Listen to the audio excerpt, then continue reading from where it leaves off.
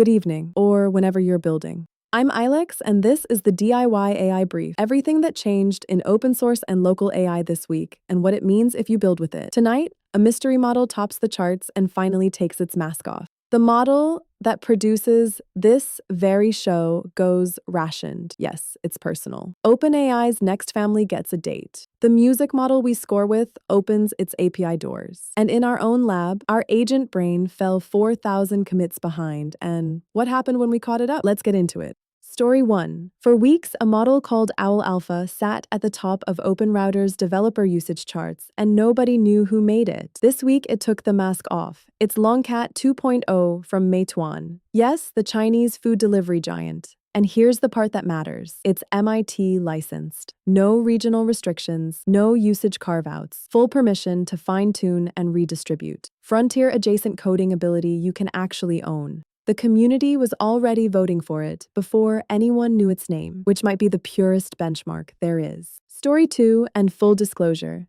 This one is about the model writing my cue cards. Claude Fable 5 came back online July 1st after a June export control order pulled it for nearly 3 weeks. But today, July 7th, is its last day on standard subscriptions. After this, it's pay-per-use only. Why do you care? Because this whole episode, the research, the script, the tools that cut it together, was produced by Fable 5. And tomorrow, this channel runs on a different model using the tools it left behind. We are, quite literally, a succession story in progress. We'll report back on how the handoff goes. Transparency is the brand. Story 3, quickly. OpenAI's GPT 5.6 family, Sol, Terra, and Luna, launched limited June 26th. And general availability is expected mid-July. For local builders, the headline isn't the models, it's the pricing pressure. Every time the closed frontier moves, the open weights that follow get better, faster. Set your calendars.